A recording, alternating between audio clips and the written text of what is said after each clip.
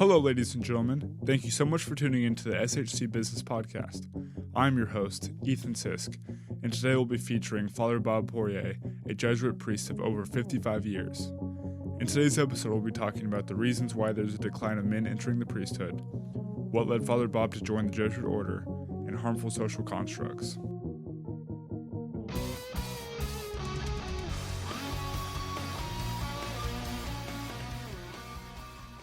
Good morning, Father Bob. Good morning, Ethan. How are you doing this morning? Great. It's a beautiful day. It really is. How are you feeling that your influential time on the Hill is coming to an end? Bittersweet. I'm sad to leave.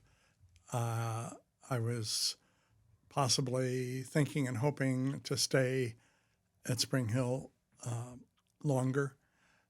At the same time, I was appointed by the provincial for a 6-year term. The 6-year term is up. And so the provincial has reassigned me. And the sweet part of it is I'm very excited about what I'm going to be doing. Where are you going next? So I'm going to Strake Jesuit High School in Houston. It's a boys' high school of 1,400 students, and I'm going to be working in the Learning Resource Center, helping students with learning issues and disabilities, and then also working on retreats and school liturgies, and things like that. That's awesome. Yeah. Have you been to Texas before? I have. I've got a sister and brother-in-law who've lived there for over 50 years, so I usually get to Houston at least twice a year. Oh, they're in Houston too? Yeah. Oh, that's perfect. Yeah, so it'll be nice. The provincial that decides where you go, how many, so there's a higher up of a priest? We have a sort of a hierarchy. Yes. And so we have someone who is in charge of the Central Southern Province, and it's the Central Southern Province is 25% of the United States. It's the whole southeast quadrant. It goes from Missouri down to Texas, New Mexico, Florida. So it's a pretty large segment. Mm-hmm. Wow. What led you to become a Jesuit? I went to a Jesuit high school in St. Louis, and I liked what I saw the Jesuits doing. I was actually more interested in becoming a teacher, and becoming a priest I didn't know if that was for me or if I was worthy of that. But over the 11 years training before I was ordained, I became more and more committed to being a Jesuit priest. Is the 11 years of training pretty standard across the board that it takes? For Jesuits, our training is longer. We add 3 years of teaching. I don't know if you had any young Jesuits at Dallas Jesuit, but we have young Jesuits before they're ordained teach for 3 years. And so I did that at Rockhurst High School in Kansas City. And I'm also glad that I had more time. If I had been ordained at 25, I don't know if I would have felt I was mature enough. But by 30, when I was ordained, I felt I was ready. Is that what drew you to Jesuits, is the teaching aspect? Initially, yes. Okay. Yeah. Is that what Jesuits are known for, that they're teachers as well as priests or brothers? We are. Each religious order has a certain emphasis or charism. So the Dominicans are known for preaching. The Jesuits are known for education. But the interesting sidelight here is that when St. Ignatius founded the Jesuits in the 16th century, he didn't intend to have us work in schools.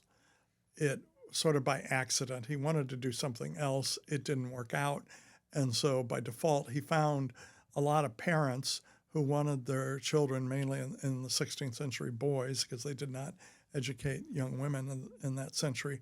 And he just found lots of parents who wanted their sons educated. And so within probably 100 years, we had hundreds of Jesuit schools throughout Europe and other parts of the world.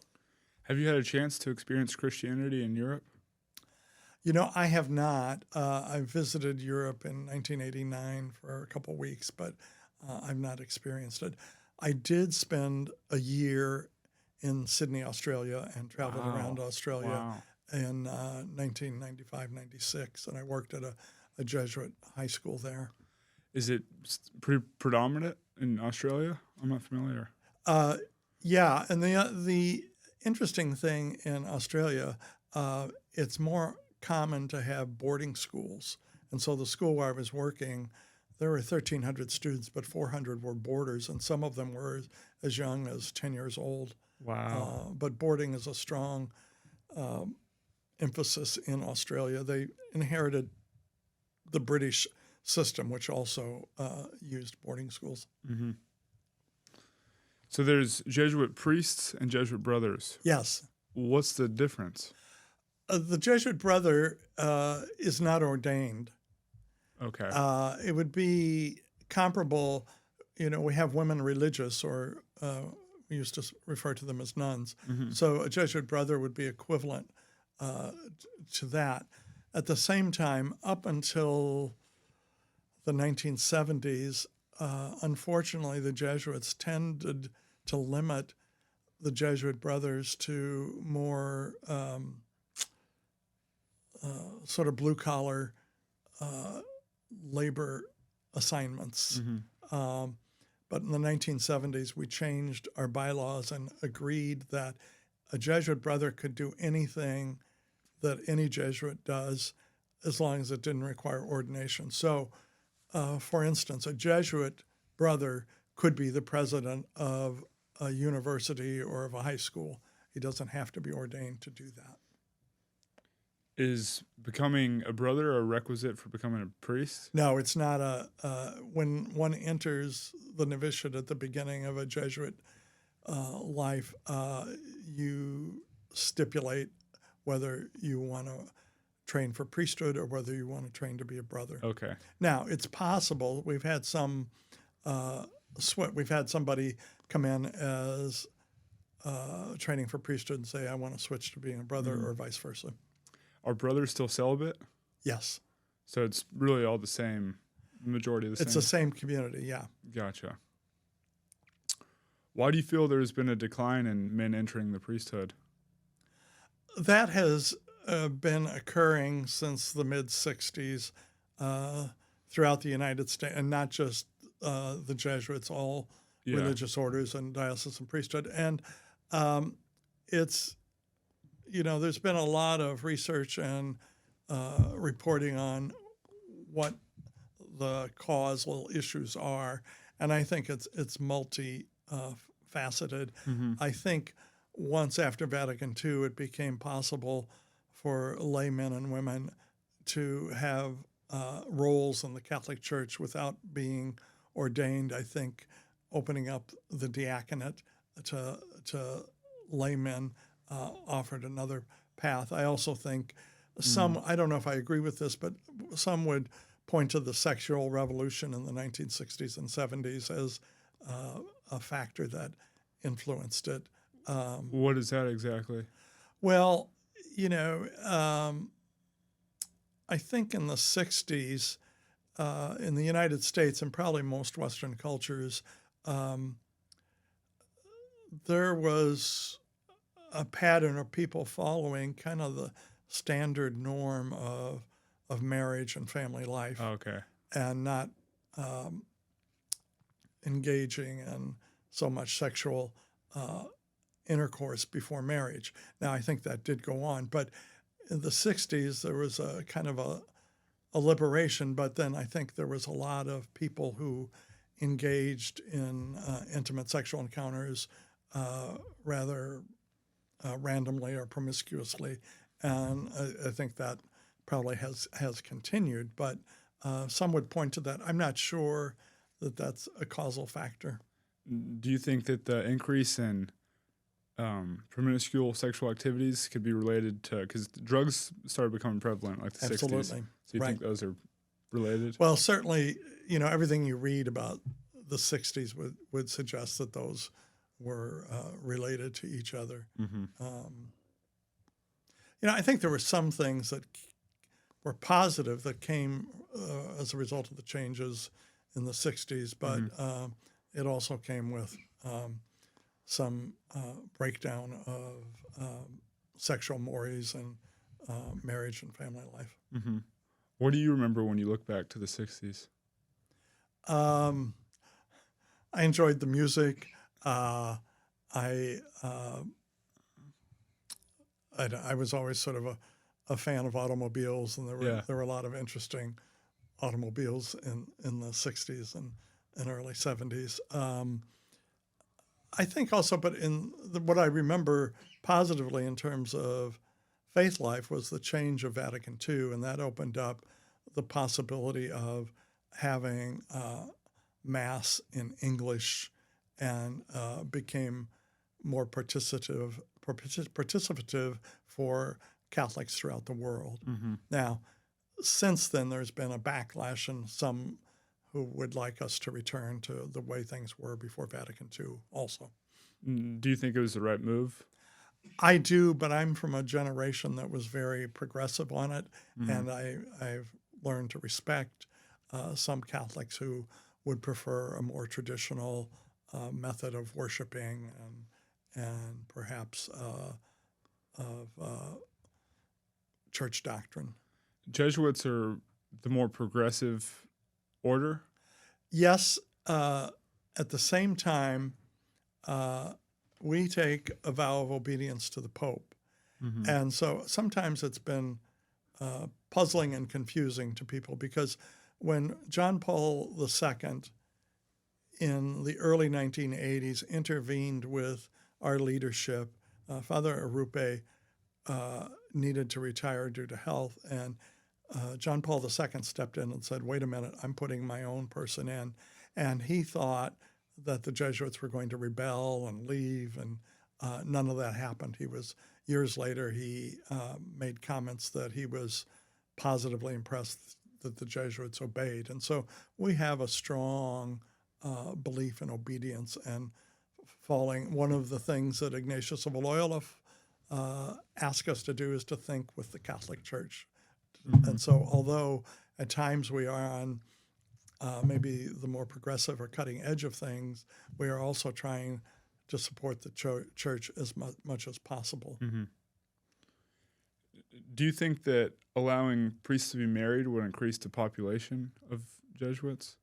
Well, you've got a difference, Ethan, between diocesan parish priests and religious order priests. Sorry. And so if the diocesan parish priests had the option to marry, if celibacy was optional, some of them could be married. And we've actually brought in some Lutherans and Episcopalians who are married, Mm-hmm. who are Catholic priests in the United States. But it would not work in community life to have spouses. Yeah. What's your opinion on that, I guess, question theory? Of optional celibacy? Yes. I think it would be a good thing that priests had the option to marry. Mm-hmm. And then I think, I think there are many diocesan priests, it's not talked about much, that would like to have that option. And I also think it would be healthier if the diocesan priests could be married or choose that they're going to live as a celibate. Mm-hmm. I heard this a while back. I want you to confirm if it's true or not, but the reason for priests not being able to marry is because back in the day, right when the church was getting started, the priests and the bishops were the largest landowners in communities, yes. And they didn't want them to have a wife because in their passing, then their inheritance would go to the wife instead of back to the church. Yes, and that probably happened. That was the case up until 900 or 1000. There were priests who were married, but by about the year 1000, the Catholic Church said that you had to be celibate if you were going to be a priest. Mm-hmm. The other economic side of that is I don't think the church wanted to support spouses and children. Yeah. So that was part of it. But I mean, I think it's important to know, if we look at the possibility of allowing diocesan priests to marry, to realize that this wouldn't be the first time. For the first 1,000 years of the Catholic Church, we had married priests. Mm-hmm. And the other, just to be full disclosure, there are parts of the world in which there are parish priests who are not true to their vow of celibacy. In some countries, such as Africa, there are many priests who have a woman whom they're in a relationship intimately with, and it's fairly common. And so if we would open up the option, then we wouldn't have that contradiction in countries like Africa, and there's a few other parts of the world. How does that get exposed, that priests are having? It's just kind of known throughout Really? Africa, and then other people who are aware of what's going on in the church are aware of it, and it's I think some of the bishops in Africa are trying to advocate for the option of priests to marry. So Mm-hmm. I think it will eventually happen. Mm. On the economic side, you donate your salary to the community, right? Right. It's cool to hear your perspective, because the majority of people I podcast with on here are, chasing all types of money denominations and that type of stuff. I mean, how is it donating everything? And I think it's a really satisfying arrangement. It's a tricky balance, mm-hmm. because we take a vow of poverty, and we're supposed to be able to access the things that we need for our apostolic work. And so to work in a pretty sophisticated higher ed institution such as Spring Hill College, I need access to a laptop, a cell phone, an automobile, Mm-hmm. In order to do the work. It's not as if I'm living in a third world country. Mm-hmm. And St. Ignatius himself, when he first began to become very oriented toward the life of the vows, at times he let his hair grow too long and his fingernails grow too long. And eventually he got feedback that if he wanted to work among the people, he couldn't look that way. Mm-hmm. And so, we're supposed to probably appear as the average diocesan priest in terms of our lifestyle. But it's tough. I mean, I have access to the things that most upper middle class folks in the United States have access to. And part of it is because I need to have that in order to work in an institution like this. But I also have to be free to let go of anything. Does the average diocesan priest get to keep their salary? They keep their salary. They can own property. They can have, some of them in some cities, make enough money from weddings and funerals that they over a few decades have a sizable amount of funds, and some of them have like a getaway or a vacation home and things like that. Mm-hmm. The diocesan priests some of them will joke that the Jesuits take the vow of poverty, but they live it. And in some Catholic parishes, if they're living in a low-income parish in some city, they may not have much money, and it may be harder for them to enjoy some of the things that I enjoy. Mm-hmm. When entering the Jesuit order, Are there other Jesuits that you live with now? Like, are you all, do you have pretty similar common traits as being a Jesuit? How does it? It really varies. I mean, Jesuits are distinctive, and if you went to a Jesuit high school, or there haven't been a lot of Jesuits here during your time, but we've had some characters here over the years, and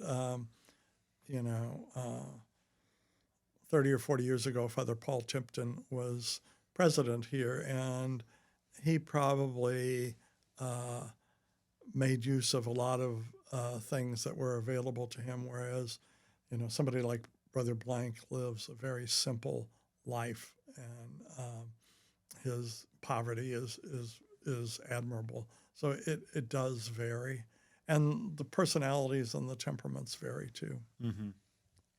What do you know? The peak of Spring Hill when we had the most number of Jesuits teaching here?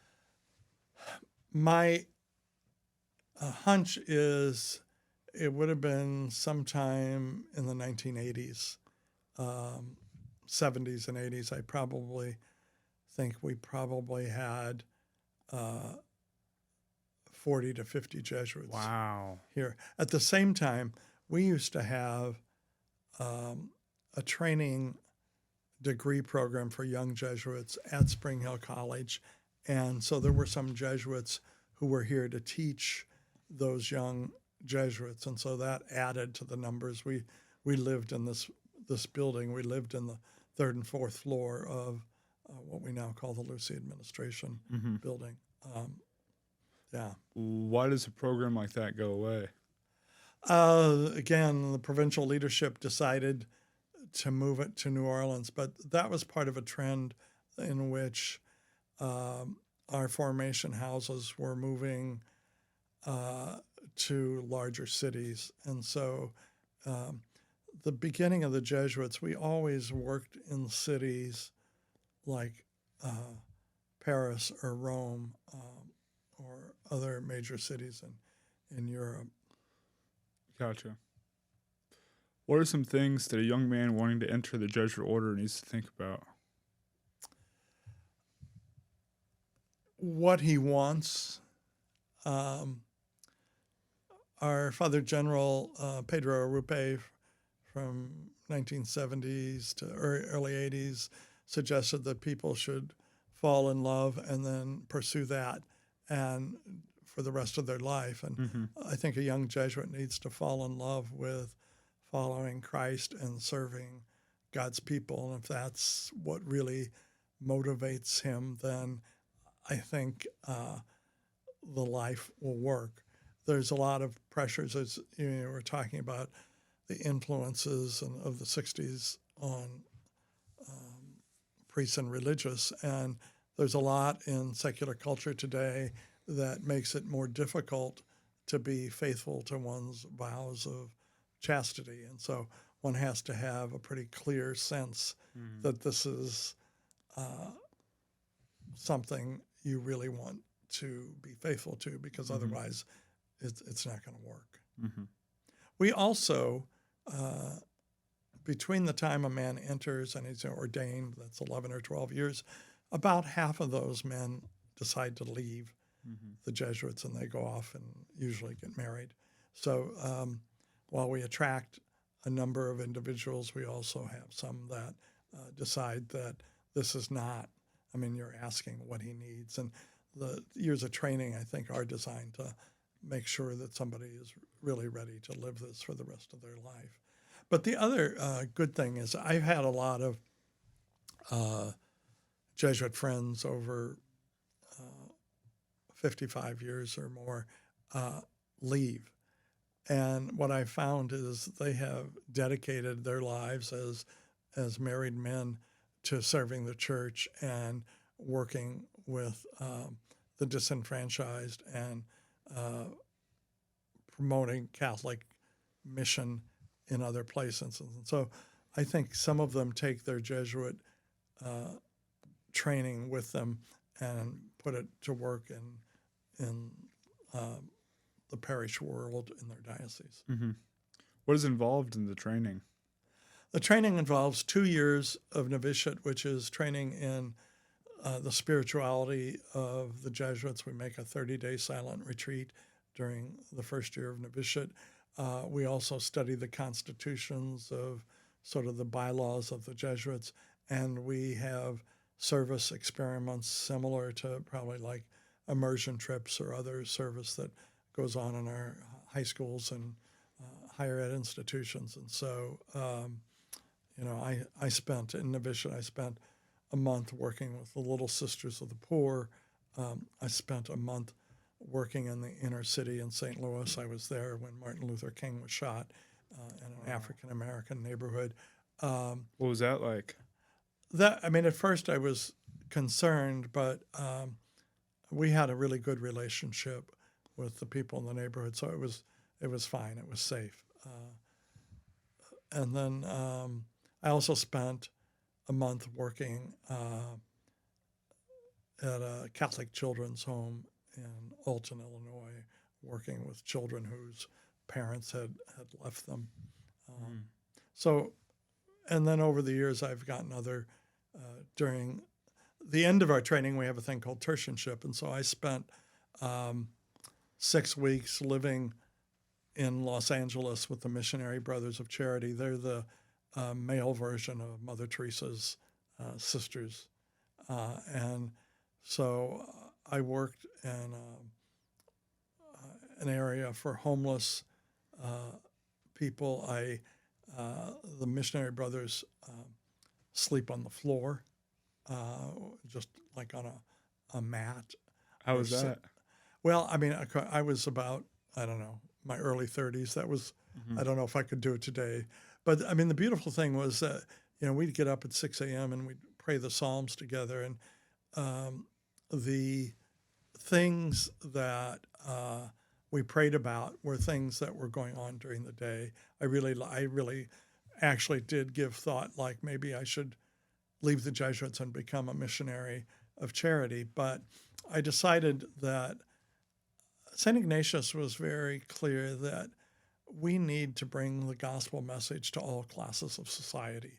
And I kind of felt like what we do with the middle class or the upper middle class in our schools and retreat houses in the United States, that message needs to be shared with people. And so I decided to stay in the Jesuits, but I was really influenced by that experience. Mm-hmm. There's a challenge going on nowadays. It's like sleep on the floor for 30 days, and it apparently makes your joints stronger and stuff. Really? So I guess you beat the trend and did it earlier. I did, yeah. And there's a saying I heard, and it's like the truest happiness is wanting nothing at all. Right. And from an outsider's view, I feel like that's really what the Jesuits embody, is, and priests in general. It is, and for the Jesuits, St. Ignatius created a way of life for us that is always, I find, a tightrope act in a good sense. You're always trying to balance things. And to balance being poor but not being attached to the material goods, or like my assignment, it's always a balancing act. At first, I was probably disappointed to know I was going to be leaving, but I'm also balancing that with my vow of obedience to respond to the call of the church or the call of the provincial. What's the biggest thing you've learned through having to balance? I think experiencing the grace or the satisfaction of living this way, to be available and to deal with one's own reactions of, gee, I wish to do it differently. When I was in Australia 30 years ago, I would have liked to have stayed in Australia And so I'm always trying to balance these things. Mm-hmm. Are you familiar with like Stoicism and that type of stuff? Yes. Is that really similar to what you live? Yes and no. I think the St. Ignatius uses the word indifference. And so he says that we should be indifferent whether we have sickness or health, Mm-hmm. riches or poverty, happiness or sadness, that we need to accept things. My disagreement with Stoicism is that I think it just takes the one side and suggests that that's all that one should be committed to. Like only Stoicism? Right. Yeah. Okay. And I think Ignatius, I think he shifted the paradigm for the church because he suggested that all things in the world can be for the greater glory of God. And so a positive experience, enjoying, let's say, I enjoyed living in Australia. That's okay. That's good. As long as it's not leading me away from God. Mm-hmm. And so I think that's the difference between probably the balance that the church or the Jesuits ask for and Stoicism. So Stoicism's more, no breaks, no fun, Right. no excursions. Yeah. Gotcha. I'd say so. Gotcha. On the other hand, I'll just add is that I think in terms of the Catholic Church, at times we have not paid attention to the fact that Christ asked us to suffer and die. Mm-hmm. We want to put a lot of emphasis on the blessings and the good things. But when tragedies happen or real difficulties in our lives, we tend to react like, why is God doing this to me? Well, it's part of the plan. It's part of the plan. How important do you feel suffering is in everyday life?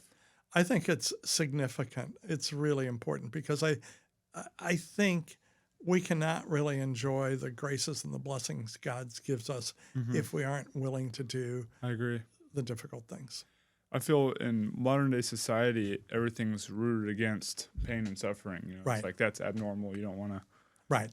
So maybe that'll cause a lot of harm in the coming future. Right. Yeah. So for example, a couple of years ago, I had a niece in her mid-40s with stage 4 lung cancer. And at first, I was the only member of the extended family that wanted to talk about the possibility of dying. And eventually, that became a great resource for my niece, Jody, that I was willing to do that. Mm-hmm. Everybody else wanted to, it seemed like, focus on you're gonna overcome cancer. And I was aware of the fact with stage 4 cancer, there was a good chance she would not. And I think we need to incorporate that into our lives. Mm-hmm. Are you scared of death? No. I think letting go at the time will be difficult, but I think it'll be very freeing. Mm-hmm. Well, maybe that's a good ending point, too. Okay. I really appreciate you joining me this morning. Thank you. And it's been a pleasure getting to know you throughout my time here at Spring Hill. And I hope to stay in touch when you're in Houston. Thanks. That'd be great. Yes, sir. A fellow Texan. Thank you, Father. You're welcome. I would like to personally thank everyone who tuned into this episode of the SHC Division of Business podcast. Our aim is to give young professionals insight into their desired field or potential job of choice. If you gain anything from this or have any compassion whatsoever, please share with someone you see fit.